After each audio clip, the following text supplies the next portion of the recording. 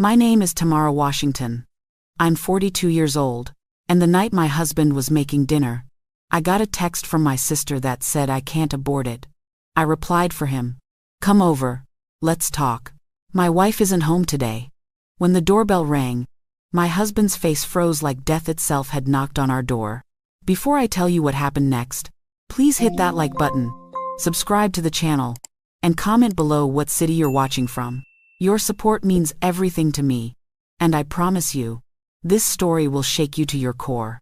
Now, let me tell you how my entire world shattered in one moment, and how I made sure everyone who betrayed me paid the price they deserved.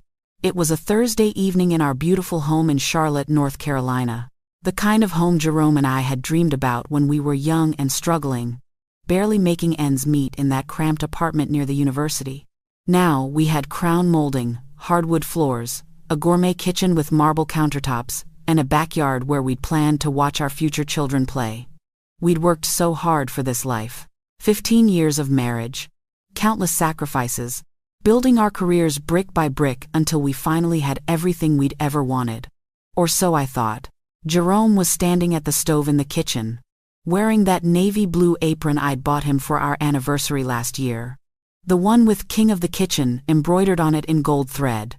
He was humming along to some old Luther Vandross song playing softly from the speaker, stirring a pot of collard greens that had been simmering for hours. The whole house smelled incredible. Catfish frying in cast iron, mac and cheese bubbling in the oven, cornbread cooling on the counter. My husband had gone to 3 different stores that afternoon to find the freshest catfish, the best smoked turkey for the greens, the sharpest aged cheddar for the mac and cheese. He told me all about it when he got home, kissing my forehead, telling me he wanted everything to be perfect for his queen. His queen. That's what he called me. I remember smiling when he said it, remember feeling that warm flutter in my chest that after 15 years, he still wanted to make me feel special. I had no idea that in less than an hour, I would discover that while he was calling me his queen, he'd been treating my baby sister like his empress. I was sitting at the kitchen island, pretending to flip through a magazine, but my mind was somewhere else entirely. It had been somewhere else for 2 weeks now, ever since I'd found that pregnancy test hidden under the passenger seat of Jerome's car. I'd been looking for my sunglasses, and there it was, wrapped in a CVS receipt, shoved way back where he thought I'd never look. Positive. 2 bright pink lines that had burned themselves into my memory. At first, my heart had leaped.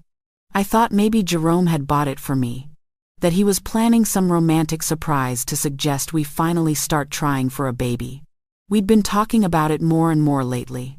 I was 42, he was 44, and we both knew time was running out. But then I looked at the date on the receipt. 3 weeks ago, on a Tuesday afternoon when I'd been at work, and I hadn't taken any pregnancy test. My period had come right on schedule that month, just like it always did. So whose test was it? My stomach had dropped like a stone into dark water.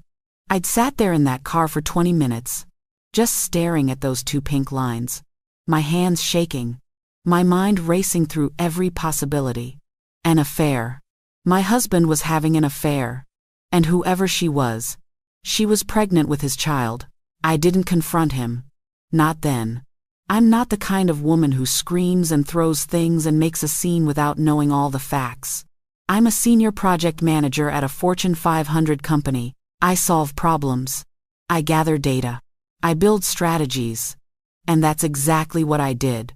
I started watching, waiting, checking his phone when he was in the shower, monitoring our bank accounts, paying attention to every late night at the office, every weekend work emergency. For 2 weeks, I played the perfect wife while I collected evidence of my husband's betrayal. And then tonight, while he stood there making me dinner, humming love songs, playing the role of devoted husband, his phone lit up on the counter between us. The screen glowed in the dimming evening light, and I saw the name before he did. Nia, with a red heart emoji. My sister. My baby sister. The girl I'd raised after our mama died when she was just 16 years old. The girl I'd worked 2 jobs to put through college. The girl who called me her second mama, who'd sat at this very kitchen counter crying about her first heartbreak while I held her and told her she deserved better. The message preview was short, but it told me everything I needed to know. I can't abort it. We need to talk. I can't abort it. Those 4 words detonated in my chest like a bomb, but I didn't move. I didn't scream. I didn't let my face show even a flicker of the absolute devastation that was tearing through me. Because in that moment, everything made sense. The pregnancy test in the car. The guilty looks Jerome had been giving me lately. The way Nia had been avoiding my calls for the past month. The way she'd canceled on Sunday dinner 3 weeks in a row with different excuses. Work, not feeling well, plans with friends. My husband had gotten my sister pregnant, and he'd been pressuring her to get an abortion to hide what they'd done. I felt something inside me die right then and there. Not just my love for Jerome, that had been dying slowly over the past 2 weeks as I'd uncovered little pieces of his betrayal. No, this was different. This was the death of my ability to trust, to believe in family, to think that anyone in this world truly had my back. If my own sister, the girl I'd sacrificed so much for, could do this to me, then who could I trust? Nobody. The answer was nobody. But I didn't let it show. I sat there, perfectly still, perfectly calm, and I watched Jerome chop vegetables for the salad.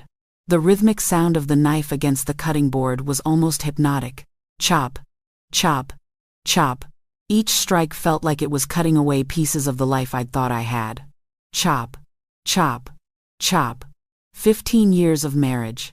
Chop, chop, chop. 26 years of sisterhood. Chop, chop, chop. All of it lies. Jerome turned around with this big, beautiful smile on his handsome face. "Baby, come taste this and tell me if the greens need more vinegar," he said, holding out a spoonful. His voice was so warm, so loving, so genuine that for a split second I wondered if I was crazy, if maybe I'd gotten it all wrong. But then I looked at that phone sitting on the counter, that message from my sister about not being able to abort his child, and I knew. I knew with absolute certainty that the man standing in front of me was a stranger, a liar, a betrayer. I walked over and tasted the greens. They were perfect, just the way I liked them. Spicy and tangy with just enough sweetness from the turkey. "They're delicious," I told him, and kissed his cheek. His skin felt cold against my lips even though the kitchen was warm from all the cooking. Or maybe I was the one who'd gone cold. Cold all the way down to my bones. "Good," he said, grinning with pride. "Only the best for my queen. Go sit down. Dinner's almost ready." My queen. There was that phrase again. I wondered if he called Nia his queen too, or if he had different pet names for his pregnant mistress, his baby girl, his sweetness. What lies had he whispered to her in whatever hotel rooms or cars or dark corners they'd been meeting in? What promises had he made? Did he tell her he'd leave me? Did he tell her he loved her? Or did he just tell her to get rid of the evidence of their sin and keep her mouth shut? While Jerome was distracted at the stove, I quietly picked up his phone. My hands were steady even though my heart was pounding so hard I could hear it in my ears. I knew his passcode. Of course I did. It was our wedding anniversary. June 15th. 615. The day we'd stood in front of our families and friends and God and promised to love each other, forsaking all others, until death do us part. The irony of using that date to protect his infidelity was so bitter it made me want to laugh. Or maybe scream. Or maybe both. The phone unlocked, and I opened WhatsApp. Nia's conversation was right at the top. I didn't open the new message because I didn't want the blue check marks to show. Instead, I scrolled up through their history, and what I saw made my stomach turn. Months. This had been going on for months. Since last summer. 8 months of messages between my husband and my sister. 8 months of "I miss you." And "I can't stop thinking about you." And "When can I see you again?" 8 months of them planning their secret meetings, talking about what excuses they'd use, laughing about how clueless I was. There were voice messages too, but I couldn't bring myself to listen to them. I didn't want to hear my sister's voice saying intimate things to my husband. I didn't want to hear Jerome's voice speaking to her with the tenderness that should have been reserved for me alone. The text messages were enough. More than enough. I found the message from 3 weeks ago where Nia told him she'd missed her period. His response: Don't panic. Could be stress. Get a test and let me know. Then 2 days later, she'd sent him a photo. The same pregnancy test I'd found in his car. Her message with it said, "What are we going to do?" And Jerome's response, cold and clinical, had been, "You need to take care of it. I'll give you the money. There's a clinic in Colombia. Nobody will know." But Nia hadn't taken care of it. According to the messages, she'd made an appointment twice and canceled both times. She kept saying she wasn't sure. She needed to think. She needed time. And Jerome had gotten increasingly angry. "This is not negotiable." He'd written just 5 days ago. "You can't have this baby. It will destroy everything. Be smart, Nia. Be smart." As if being smart had anything to do with the situation they'd created through their betrayal and selfishness. As if the problem was her hesitation and not the fact that my husband had been sleeping with my sister for 8 months and gotten her pregnant. But tonight's message was different. Tonight, Nia had finally made her decision. "I can't abort it. We need to talk." She was keeping the baby. She was forcing Jerome's hand. And judging by the panic I could sense even through text messages, Jerome had no idea what to do. Well, I knew exactly what to do. I typed out a response. My fingers cold and steady on the screen. "Come over. Let's talk. My wife isn't home today. We can figure this out together." I hit send and watched the blue check marks appear. Message delivered. Message read. Then 3 dots appeared as Nia started typing a response. "Okay, I'll be there in 30 minutes. Perfect." I took a screenshot of the entire conversation and sent it to my own phone. Then I carefully deleted the evidence of what I'd just done, making sure Jerome would have no idea I'd responded to Nia's message. I placed his phone back on the counter at the exact same angle, in the exact same spot. And then I sat back down at the kitchen island and waited. Jerome served dinner a few minutes later, plating everything beautifully like he was some kind of chef from a cooking show. Golden fried catfish, greens glistening with pot liquor, mac and cheese with a perfectly browned crust on top, fluffy cornbread with honey butter. It looked like a magazine spread. It looked like love, but I knew better now. I knew that you can make everything look perfect on the surface while it's rotting from the inside.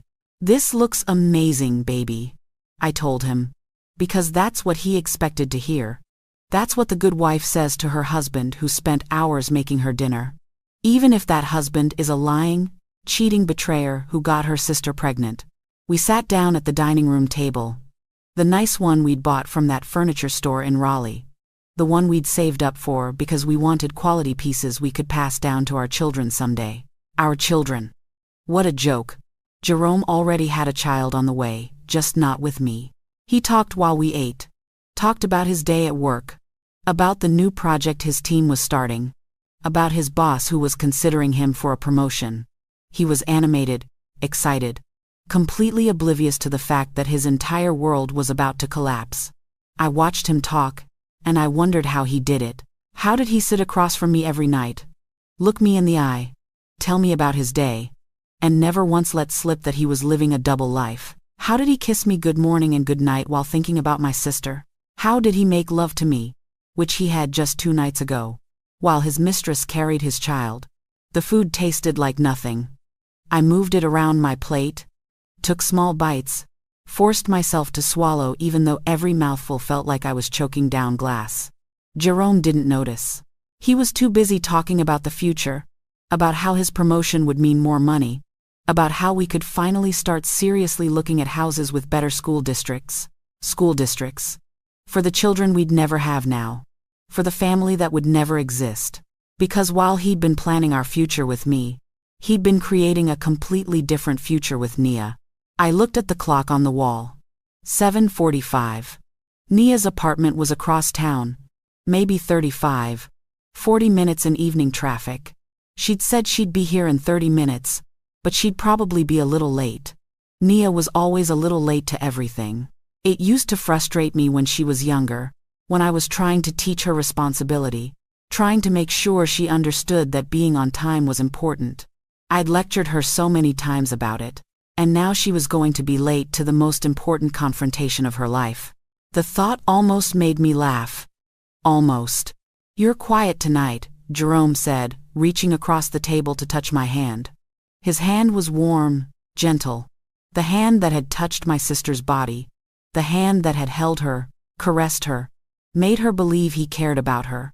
I looked down at our intertwined fingers and felt absolutely nothing. Everything okay? Just tired, I said, giving him a small smile. Long day at work, but this dinner is exactly what I needed. Thank you for taking such good care of me. His face lit up with pleasure at the compliment. He squeezed my hand. Always, baby. Always. Liar. We finished eating and Jerome started clearing the dishes. He insisted I go relax in the living room, that he'd handle the cleanup. Such a considerate husband. Such a modern man. Doing his share of the housework. All our friends were so jealous of me, they always said so. Girl, you're so lucky, they'd tell me. Jerome cooks, he cleans, he treats you like a queen. Where did you find him? And does he have a brother? And I'd smile and say I was blessed. That God had given me a good man, that I didn't take him for granted for a single day. What a fool I'd been. I went into the living room and sat on the couch, the expensive leather one Jerome had wanted. The one I'd thought was too much money but agreed to because he worked hard and deserved nice things. I could hear him in the kitchen, running water, loading the dishwasher, whistling that Luther Vandross song, so content, so secure in his deception. My phone buzzed in my pocket. A text from Nia. Almost there. Is T really not home? T. That's what Nia had called me since she was little. Short for Tamara. But also for the role I'd played in her life. T for the woman who'd been like a mother to her after our real mother died. Our mama had been killed in a car accident coming home from her night shift at the hospital where she worked as a nurse. Drunk driver ran a red light and hit her head on. She died instantly, they told us. Didn't suffer. Like that was supposed to make it better. I was 29 years old when it happened. Married to Jerome for just a year. Still trying to figure out how to be a wife. Nia was 16. A junior in high school. Still a baby in so many ways. Our father had died when we were young. And Mama had been everything to both of us. When she died, I didn't even hesitate. Nia moved in with Jerome and me into our tiny 2-bedroom apartment.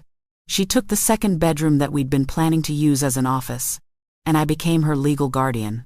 I worked 2 jobs to support all of us, while Jerome was still in graduate school. I was a project coordinator during the day, and waited tables at night while Jerome studied for his MBA. Nia would come home from school and do her homework at the restaurant where I worked, and I'd sneak her free food from the kitchen. On weekends, I'd help her with college applications, drive her to SAT prep classes, take her shopping for prom dresses and homecoming dresses and graduation dresses. I was there for everything Mama would have been there for. When Nia got accepted to Spelman, I cried harder than she did. I was so proud of her. My baby sister was going to go to college, was going to have opportunities Mama and I had never had. I paid her tuition, her room and board, sent her money for books and food and all the little extras college kids need. Jerome and I struggled financially for years because of it, but I never regretted it. Not for a second. Nia was my sister. She was my responsibility. She was my heart. And this is how she repaid me. By sleeping with my husband. By getting pregnant with his child. By sneaking around behind my back for 8 months while I loved her and supported her and welcomed her into my home every Sunday for family dinner. The doorbell rang. It was 8:07. Right on time, actually. Maybe Nia had learned something about punctuality after all. In the kitchen, Jerome's whistling stopped abruptly. I heard him set something down hard on the counter. Who could that be at this hour? He called out, his voice tight with sudden tension. I'll get it. I called back, my voice calm and sweet. Stay there, baby. Let me see who it is. I stood up slowly, smoothing down my blouse, taking a deep breath. This was it. The moment I'd been planning for 30 minutes. The moment I'd been preparing for, in my heart for 2 weeks. The moment when I would stop being the victim and become something else. Something colder. Something harder. Something that wouldn't hesitate to destroy the people who'd destroyed me. I walked to the front door, each step deliberate and measured. My heart was pounding, but my hands were steady. I was ready. I reached for the doorknob, turned the lock, and pulled the door open. Nia was standing on my front porch, her hand raised like she'd been about to knock again. She was wearing jeans and a loose sweater, her natural hair pulled back in a puff, minimal makeup on her beautiful face. She looked young. She looked scared, and when she saw me instead of Jerome, her entire face drained of color. Tamara, she stammered, taking a step back. I thought, Jerome said. I mean. Her eyes were wide, darting past me into the house, looking for him, looking for an escape.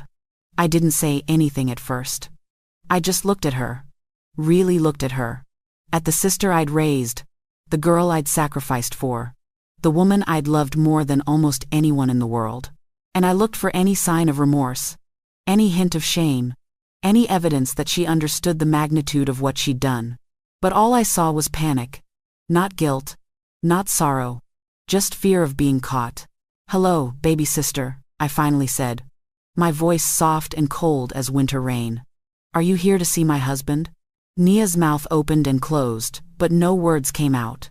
She looked like a fish gasping for air. Behind me, I heard Jerome's footsteps approaching. Baby, who is it?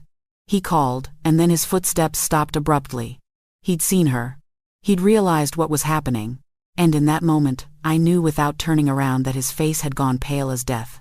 The silence stretched out, thick and suffocating.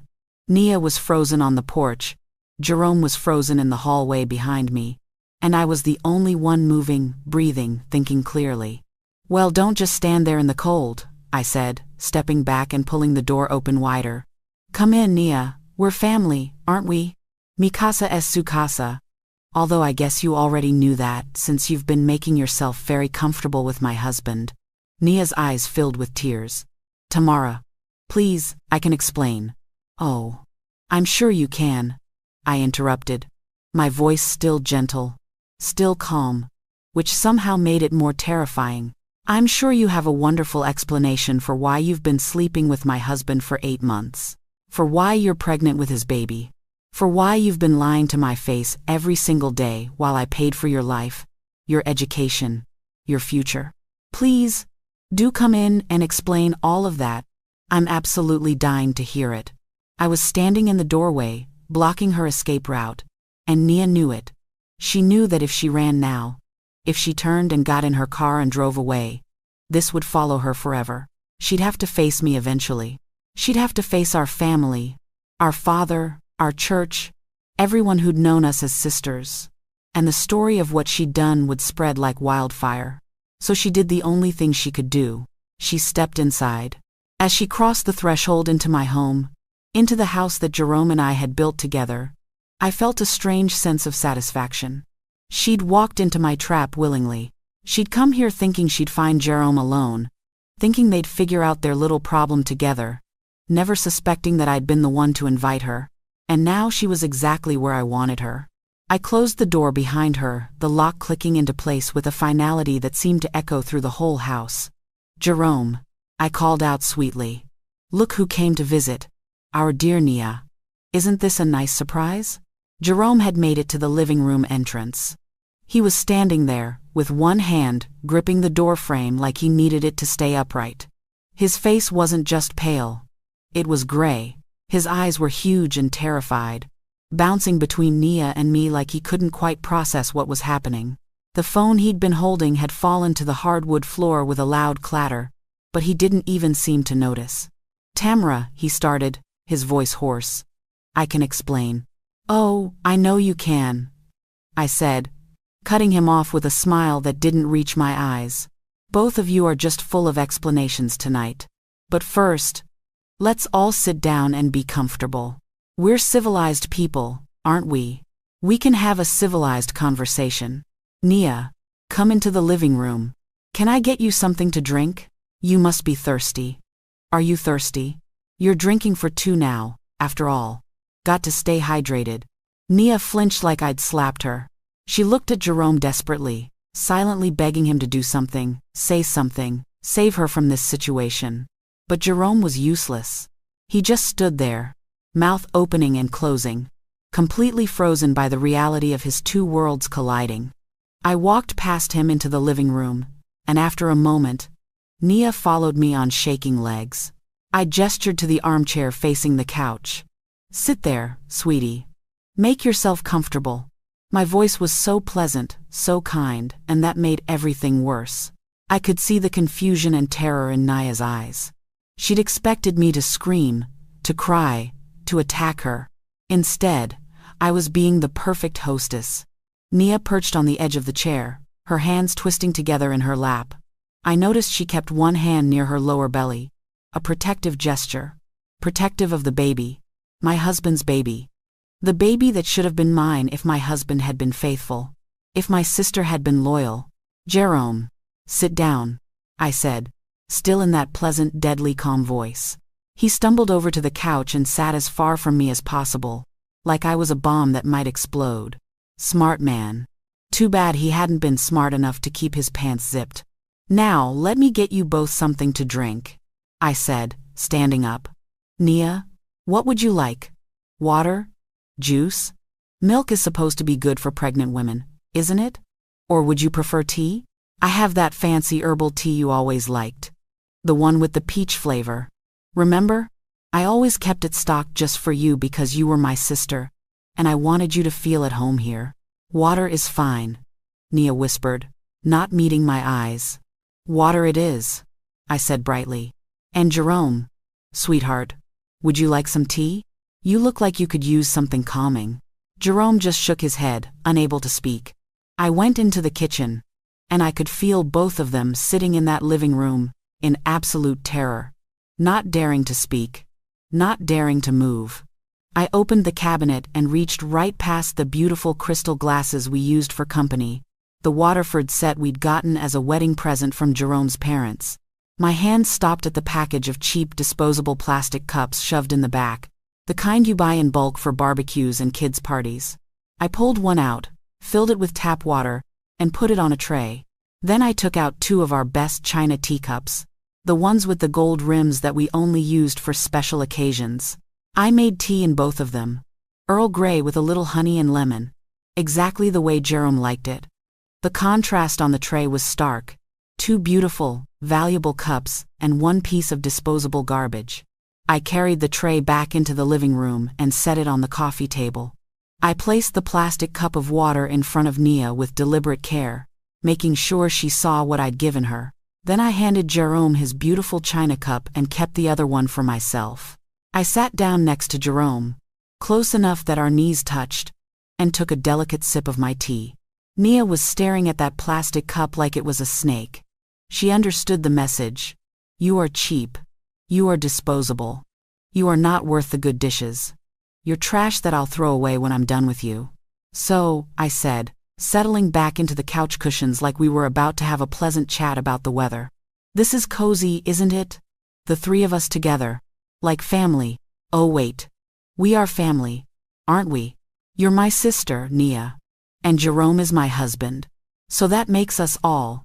What? What does that make us? When my husband gets my sister pregnant. Neither of them answered. Nia had started crying silently, tears streaming down her face. Jerome was staring at his hands like they held the answers to the universe. I'll tell you what it makes us. I continued, my voice dropping lower, colder. It makes you a cheater. I pointed at Jerome. And it makes you a traitor. I pointed at Nia. It makes both of you liars and betrayers who took everything I gave you and threw it back in my face.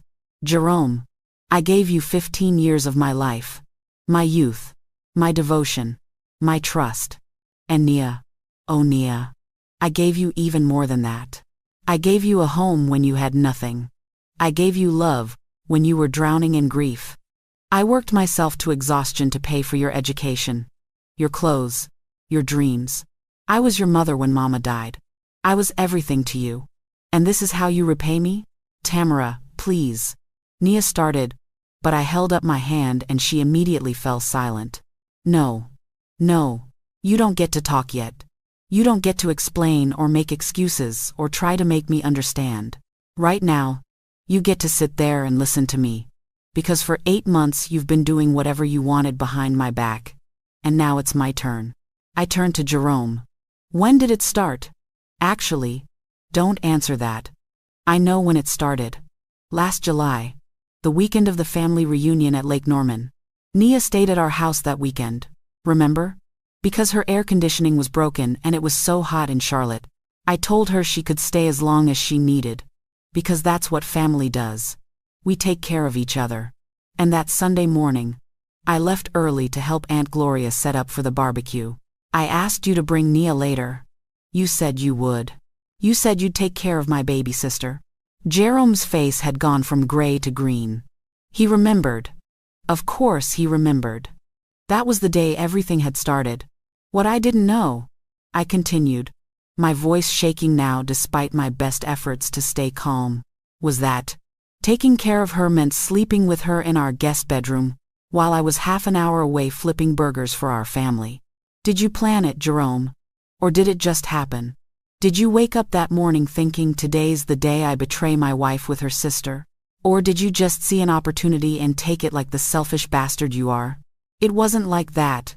Jerome finally found his voice, hoarse and desperate. It wasn't planned, I swear. It happened. We didn't mean for it to happen. I laughed, and it was a terrible sound, brittle and broken. It just happened. 8 months of affair just happened.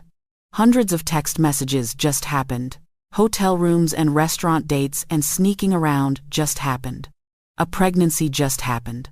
Is that really the best you can do? I turned to Nia. And you? My God. Nia. You sat across from me at Sunday dinner every week for months, ate the food I cooked, laughed at my jokes, hugged me goodbye, all while carrying on with my husband. How did you do it? How did you look me in the eye? Nia was sobbing now, her whole body shaking. I'm sorry.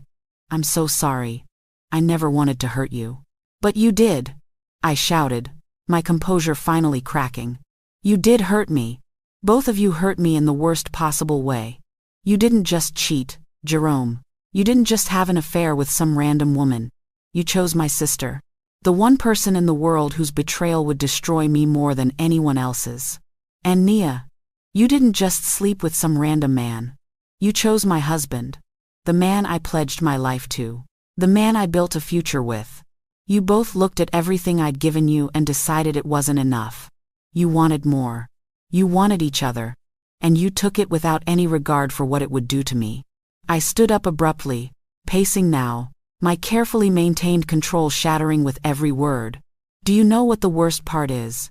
It's not even the sex. It's not even the affair. It's the lies. It's the Sunday dinners where you both sat at my table and pretended everything was fine. It's the nights Jerome came home late and kissed me and told me he loved me with your perfume probably still on his clothes, Nia. It's the phone calls where you cried to me about being lonely, about wanting to find a good man while you were sleeping with mine. It's the complete and total disrespect of making a fool out of me in my own life. I walked over to where Nia was sitting and looked down at her.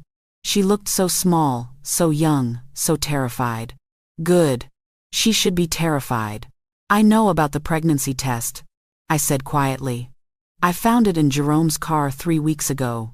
I've been watching, waiting, gathering evidence. And tonight, when I saw your message saying you couldn't abort it, I knew it was time. So I texted you back, Nia. I pretended to be Jerome and I invited you here. And you came running, didn't you? Eager to see him. To talk about your little problem. To figure out your future together. Did you think he was going to leave me for you? Is that what he promised you? Nia's eyes went wide with horror. You texted me? Every word, I confirmed. Come over. Let's talk. My wife isn't home today. We can figure this out together. Did it feel good, Nia? Did it feel exciting to be invited to your sister's house to meet with your sister's husband while you thought she was away? Did you think about me at all? Or were you too busy thinking about your own happiness? I never wanted this. Nia burst out, jumping to her feet. I never wanted to fall in love with him. It just happened. Tamara. I tried to stop it. I tried to stay away. But I love him. I love him and he loves me, and I know that's horrible, and I know it's wrong, but it's the truth. The words hung in the air like poison gas. Love. She said love. Like that made any of this okay. Like love was some kind of magical excuse that absolved them of responsibility for destroying me. You love him, I repeated slowly. You love my husband. The man who's been lying to you the same way he's been lying to me. Tell me, Nia, what makes you think you're special? What makes you think that if he cheated on me with you, he won't cheat on you with someone else? You're not special. You're just convenient. You're young and available, and you worship him, and that fed his ego. But love? That's not love. Baby girl, that's selfishness wrapped up in pretty words. I turned to Jerome. And you? Do you love her? Do you love Nia? Jerome's head was in his hands. He was crying now too, shoulders shaking. I don't know, he choked out. I don't know what I feel. I'm so confused. I never meant for any of this to happen. I love you, Tamara. I love my wife. But Nia, she made me feel young again. Alive. Like I mattered. You matter, I said incredulously. You matter? And what about me, Jerome?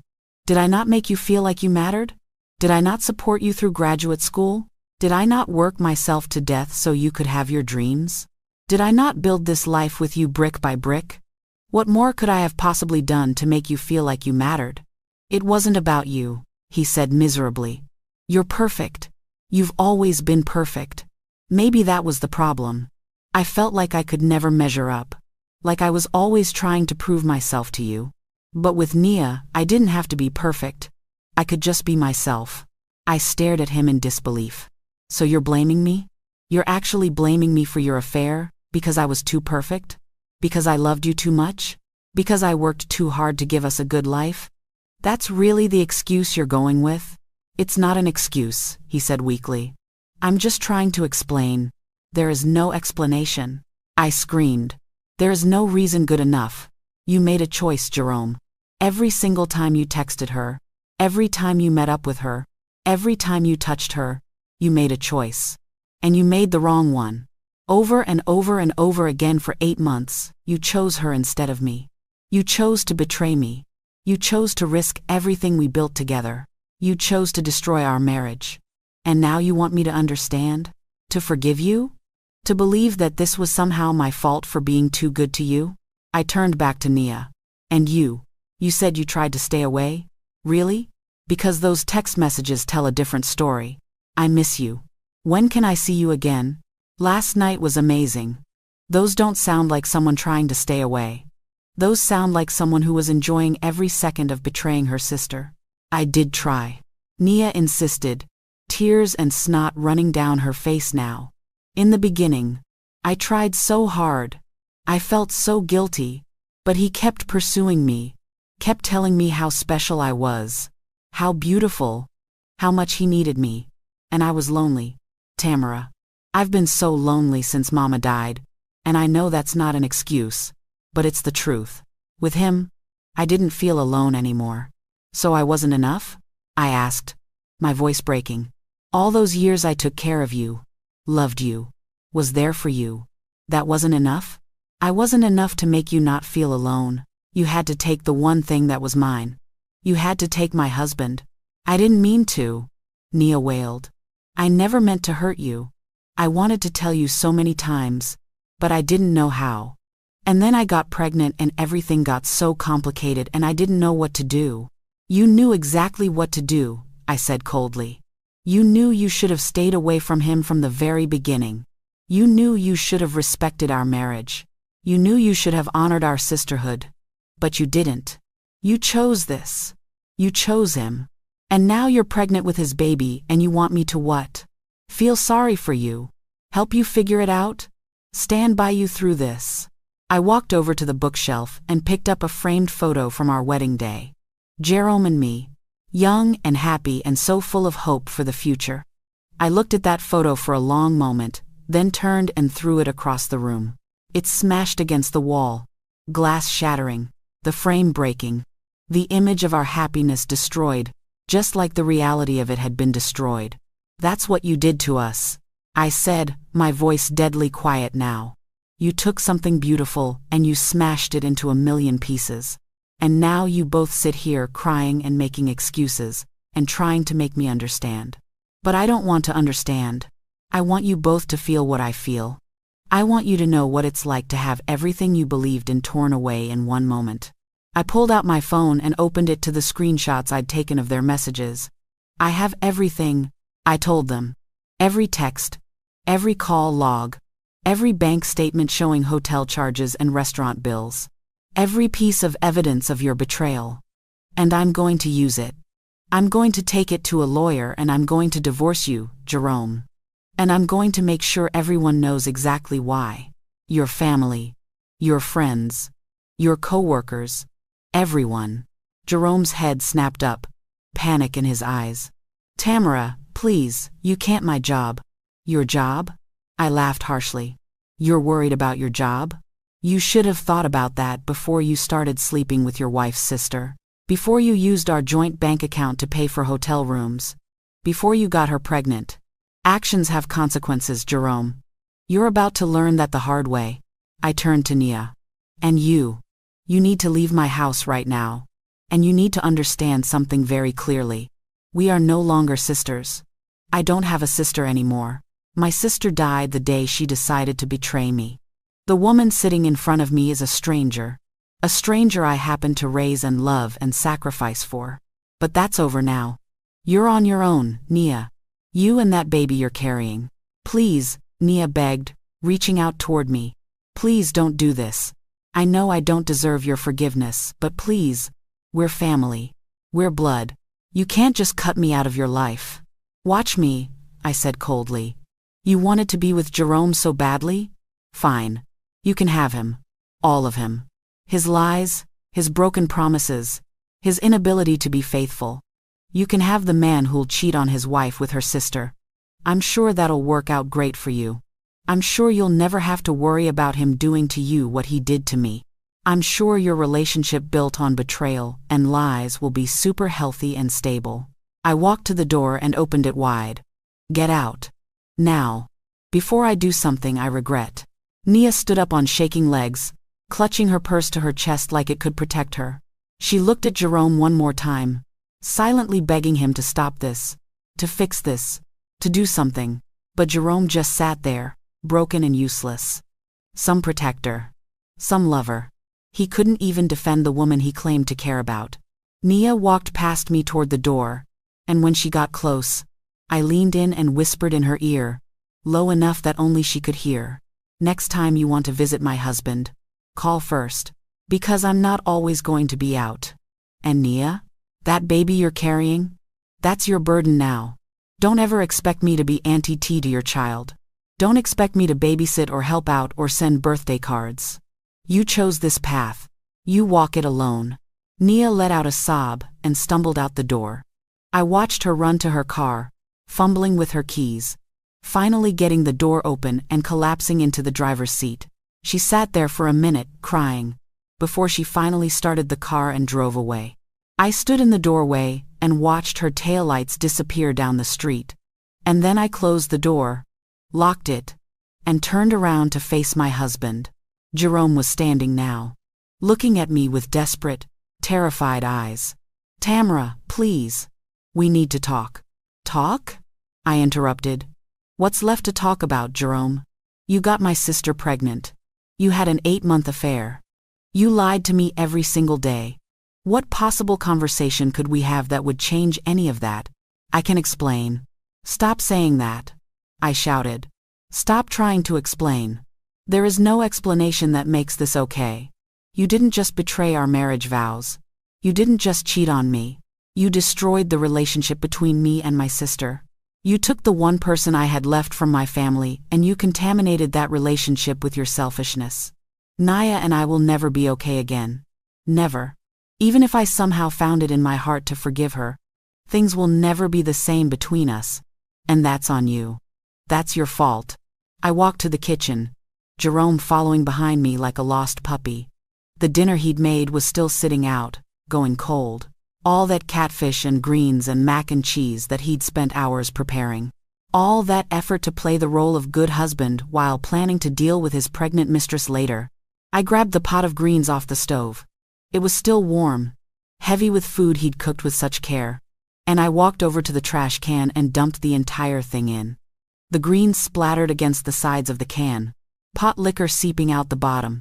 Jerome watched in horror. "What are you doing? This is what you did to our marriage," I said, my voice eerily calm now. "You took something good, something I cherished, and you threw it in the trash. You made it worthless. You contaminated it." I picked up the tray of cornbread and threw it in too. Then the mac and cheese. Then the catfish. Piece by piece. "Stop." Jerome lunged forward to grab my arm. "Stop it. You're being crazy." I whirled on him. "Don't you dare call me crazy. Don't you dare act like I'm the problem here. You did this. You made this mess. And I'm done pretending everything is fine. I'm done being the understanding wife who holds everything together. You want to see crazy? I'll show you crazy." I grabbed his phone off the counter and pulled up his text messages with Nia. "Let's see what else is in here, shall we?" I started scrolling, reading messages out loud. "You make me feel alive. I can't stop thinking about your body. Last night was the best sex I've ever had." Wow, Jerome. The best sex you've ever had. I guess our entire 15-year marriage couldn't compete with a few months of sneaking around with a 29-year-old.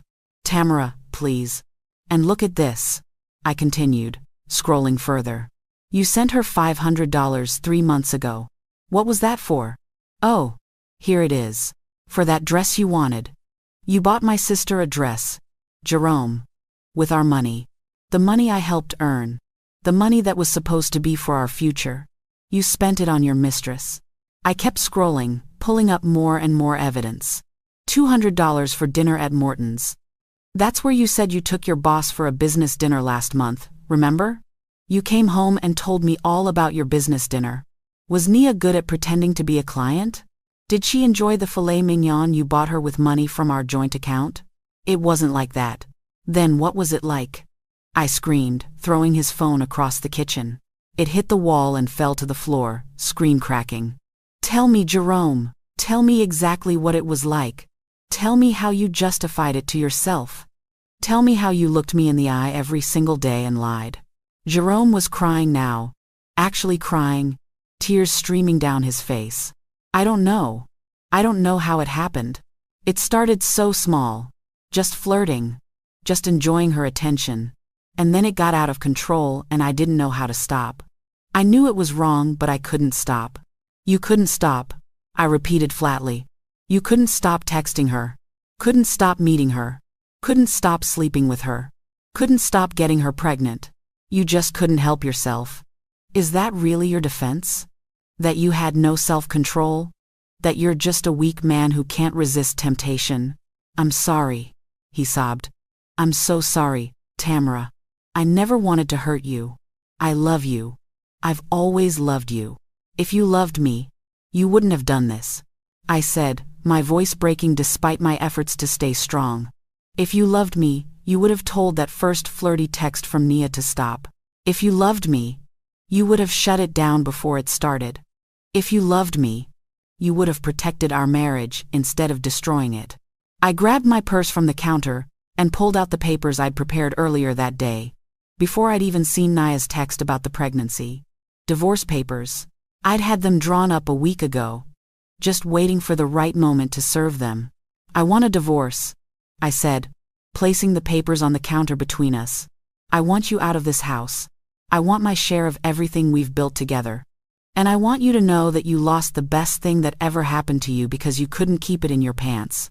Jerome looked at the papers like they were a death sentence. No, please, Tamara, don't do this. We can fix this. We can go to counseling. I'll do anything. I'll cut off all contact with Nia. I'll change jobs if I have to. I'll do whatever it takes to fix this. Please don't give up on us." "I'm not giving up on us," I said quietly.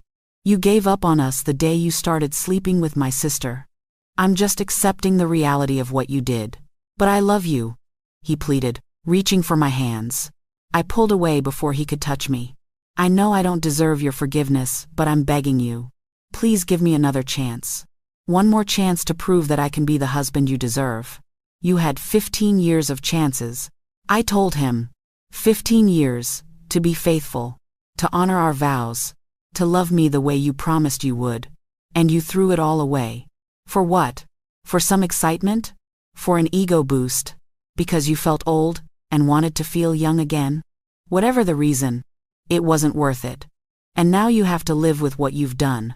I picked up my overnight bag that I'd packed earlier and hidden in the coat closet. Jerome's eyes widened when he saw it. You're leaving? I'm staying with my friend Simone tonight, I told him. And tomorrow, you're going to call a lawyer and start the process of dividing up our assets. Because I'm done, Jerome. I'm done with this marriage. I'm done with your lies. I'm done with all of it. What about Nia? He asked desperately. What about the baby?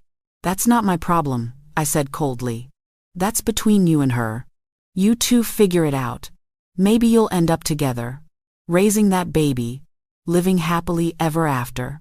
Or maybe you'll realize that a relationship built on betrayal and lies is doomed from the start. Either way, it has nothing to do with me anymore. I walked toward the door, and Jerome followed me, still begging, still crying, still trying to change my mind. But my mind was made up, my heart was made up. I'd given him everything I had. And he'd thrown it away. There was nothing left to salvage. Tamara, please, he said one more time as I opened the door. Don't leave like this. Don't walk away from 15 years of marriage without even trying to fix it. I turned to look at him one last time. The man I'd loved for so long. The man I'd built a life with. The man I'd trusted with my whole heart. And I felt nothing. No love. No hate. Just a vast emptiness where all my feelings for him used to be. You walked away from us a long time ago, I said softly. I'm just making it official. Goodbye, Jerome. And then I left. I walked out of that house, got in my car, and drove away from the life I'd thought I had. I didn't look back. There was nothing back there worth seeing anymore. I drove to Simone's apartment across town, my hands white-knuckled on the steering wheel, tears finally streaming down my face now that I was alone. All the anger I'd held in, all the pain I'd controlled so carefully while facing them, it all came pouring out now. I sobbed so hard I had to pull over twice because I couldn't see through my tears. When I finally got to Simone's place, she was waiting outside for me. I'd texted her earlier, told her everything, asked if I could stay. She'd immediately said yes, of course. Stay as long as you need. Simone had been my best friend since college, had been my maid of honor at my wedding, had been there through everything. If anyone could help me through this, it was her. She opened my car door and pulled me into a hug before I'd even fully gotten out. I collapsed against her and just cried. Cried for my broken marriage. Cried for my lost sister. Cried for the future I'd thought I was going to have. Cried for the naive woman I'd been just 2 weeks ago who'd trusted everyone and believed love was enough. I've got you, Simone murmured, holding me tight. I've got you, girl. You're going to be okay. I promise you're going to be okay. But I didn't feel like I was going to be okay. I felt like I'd been shattered into a million pieces and I didn't know how to put myself back together. Over the next few days, Simone helped me start the process of rebuilding my life. She was a lawyer, thankfully, specializing in family law. She looked over all the evidence I'd collected, the screenshots, the bank statements, everything, and she nodded grimly. This is going to be ugly, she told me. But you're going to win. He used joint funds for his affair. He's got his mistress pregnant. Any judge is going to side with you on this.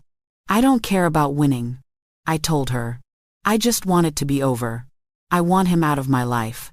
You should care about winning, Simone said firmly. Because winning means getting what you deserve financially. It means making sure you're set up for your future. And it means making sure he pays a price for what he did. So we got to work. Simone helped me file for divorce, helped me separate our bank accounts, helped me document everything for the court. And then she suggested something I hadn't even thought of. Your father needs to know, she said gently. And so does your church community. They deserve to know the truth about what happened. The thought of telling my father made me feel sick. Vernon Washington, 72 years old, retired postal worker, deacon at Mount Zion Baptist Church, the man who'd walked me down the aisle and given me away to Jerome with tears in his eyes. The man who'd told Jerome, you better take care of my girl or you'll answer to me. How was I supposed to tell him that Jerome hadn't taken care of me at all, that he'd betrayed me with his other daughter? But Simone was right. He needed to know. They all needed to know. Because Nia was going to start showing soon. And rumors would spread. And I'd rather control the narrative than let people make up their own stories. So I called my father, asked him to come over to Simone's apartment, told him I needed to talk to him about something important. When he arrived, looking worried, I sat him down and I told him everything. Every painful detail. I watched my father's face go through every emotion. Shock, disbelief, anger, grief. When I got to the part about the pregnancy, about how Nia was carrying Jerome's baby, my father made a sound like he'd been punched in the gut. He doubled over, hands on his knees, breathing hard. "My baby girl," he said, his voice cracking. "My Nia. How could she do this to you? How could she betray her own sister?" "I don't know, Daddy," I said, crying again. "I don't know." My father looked up at me with tears in his eyes. "And Jerome. That boy. I trusted him. I loved him like a son. I welcomed him into our family. And this is how he repays us? I'm sorry," I said, even though I had nothing to be sorry for. "I'm so sorry." "You have nothing to be sorry for," my father said fiercely, pulling me into his arms. "You did nothing wrong. This is on them. This is on Jerome. And on Nia. And they're going to have to live with what they've done." My father was true to his word. He called Nia that very day and told her he was ashamed of her, that what she'd done was unforgivable, that she'd destroyed her relationship with her sister, and by extension, damaged her relationship with him too. Nia apparently broke down on the phone, begging for forgiveness, but my father had hung up on her. The news spread through our church community like wildfire. By Sunday, everyone knew. The looks I got at church ranged from pity to outrage to sadness. Several of the church mothers came up to me and hugged me, told me they were praying for me, told me I was handling this with grace and dignity. Pastor Johnson pulled me aside after service and told me the church was there for me, whatever I needed. Jerome and Nia both stopped coming to church. Couldn't face the judgment, I suppose. Couldn't handle everyone knowing what they'd done. Good. Let them hide. Let them feel the shame they should have felt from the beginning. 3 months later, we were in court for the divorce proceedings. Jerome looked terrible. He'd lost weight, looked like he hadn't slept in weeks, wore a suit that hung off his frame. Nia was there too, sitting in the back of the courtroom. She was visibly pregnant now, about 6 months along, her belly round and obvious under a loose dress. The judge was a black woman in her 50s, Judge Thompson, and she did not look impressed as Simone laid out the evidence of Jerome's affair. The text messages, the bank statements, the timeline of the relationship. When Simone called Nia to the stand as a witness, I saw Jerome flinch. Nia walked up to the stand on shaking legs, placed her hand on the Bible, and swore to tell the truth. Simone was gentle but firm with her questions. "Miss Baker, are you pregnant?" "Yes," Nia whispered. "How far along are you?" 6 months. "And who is the father of your baby?" Nia's eyes filled with tears. She looked at me, silently begging me to make this stop. But I sat there stone-faced, giving her nothing. She'd made her choices. Now she had to live with them. "Jerome Washington," she finally said, her voice barely audible. "The defendant?" Simone clarified. "Miss Washington's husband?" "Yes." "And how long were you in a relationship with the defendant?"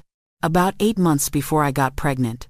"And during that time, were you aware that he was married to your sister?" "Yes," Nia said, tears streaming down her face now.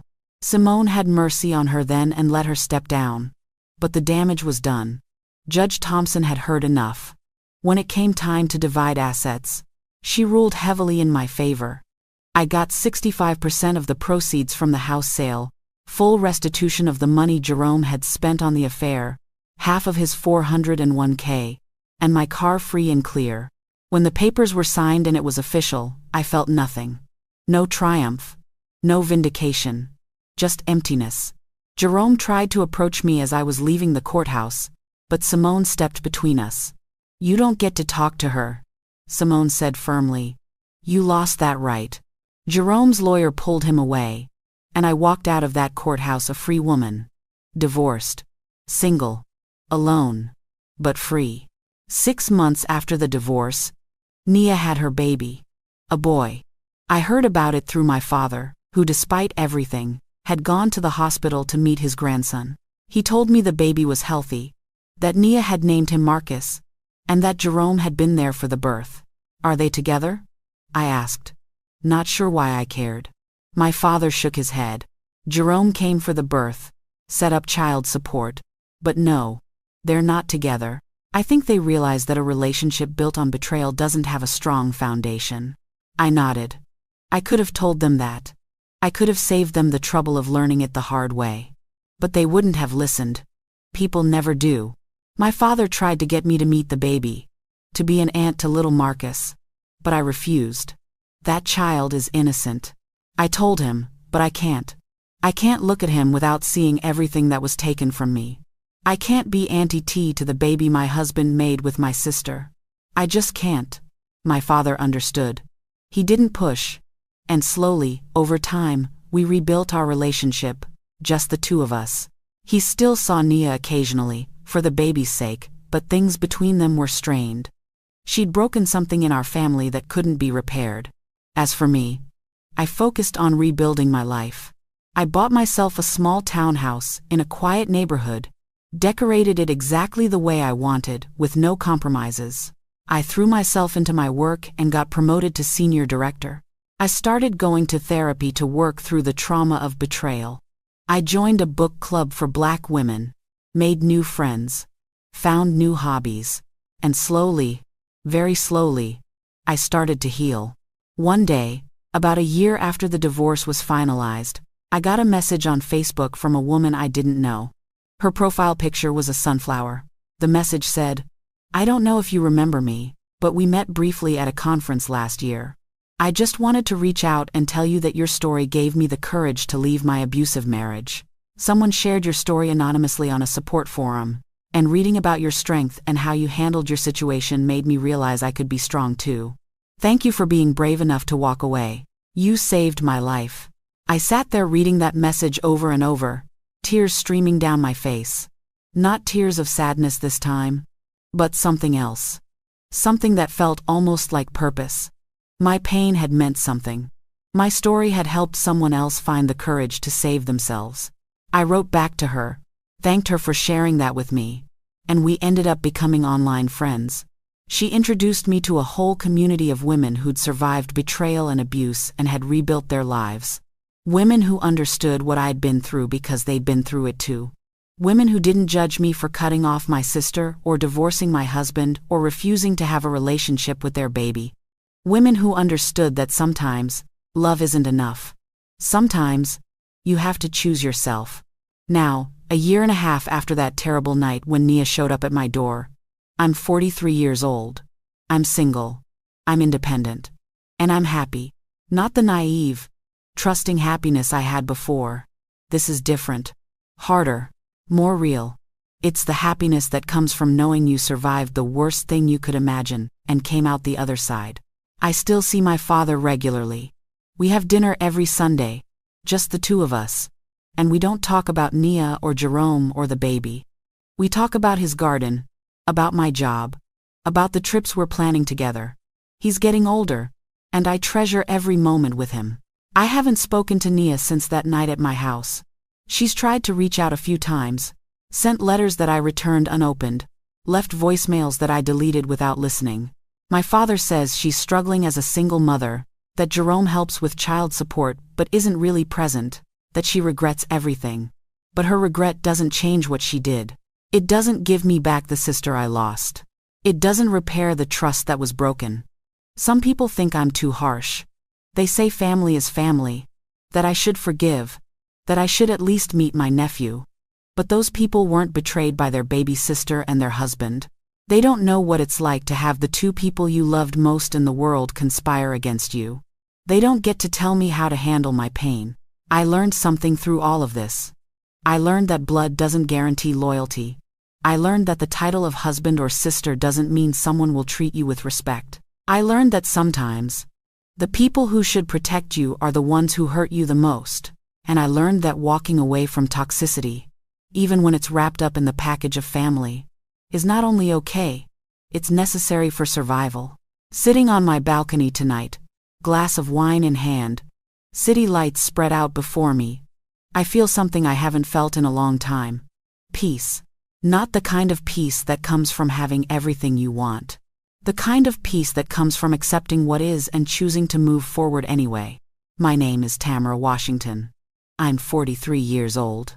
I survived the double betrayal of my husband and my sister. And I'm here to tell you, if you're going through something similar, you will survive too. It won't be easy. There will be nights when the pain is so intense you don't think you can breathe through it. There will be moments when you question everything, when you wonder if you're being too harsh, too unforgiving, too cold. But here's what I know now that I didn't know then. You are not too harsh for having boundaries. You are not too unforgiving for refusing to accept betrayal. You are not too cold for choosing yourself over people who chose to hurt you. You are just someone who learned the hard way that not everyone deserves a place in your life, no matter what their title is. And that freedom, that knowledge, that peace that comes from knowing you will never again compromise your worth for anyone, that's worth more than any relationship built on lies. So if this story touched your heart, if you've lived through something similar, if you're trying to decide whether to stay or go, whether to forgive or walk away, I want you to know you're not alone. Comment below and tell me what city you're watching from. Tell me your story if you want to share it. Let's build a community of survivors who chose themselves, who walked away from betrayal, who refused to accept less than they deserved. If this story helped you in any way, please hit that like button, share it with someone who needs to hear it, subscribe to the channel so you never miss another story. And if you're able, send a super thanks to support this channel and help me keep bringing these stories to you. Every bit of support means the world and helps me continue this work. On your screen right now, you'll see 2 more powerful stories that I think you'll love. Stories of survival, of justice, of women who refuse to be broken by betrayal. Watch those next. Let these stories remind you that you are stronger than you think. Remember this: you deserve loyalty. You deserve respect. You deserve people in your life who choose you every single day, not just when it's convenient. And if someone can't give you that, no matter who they are, no matter what their title is, you have every right to walk away. Until next time, this is my story. This is Tamara's story. With love and respect, I'm sending you strength for whatever battle you're fighting. You've got this. I promise you, you've got this. Thank you for listening. Thank you for being here. Thank you for letting me share my pain in the hope that it might ease yours. Take care of yourselves out there. You're worth it.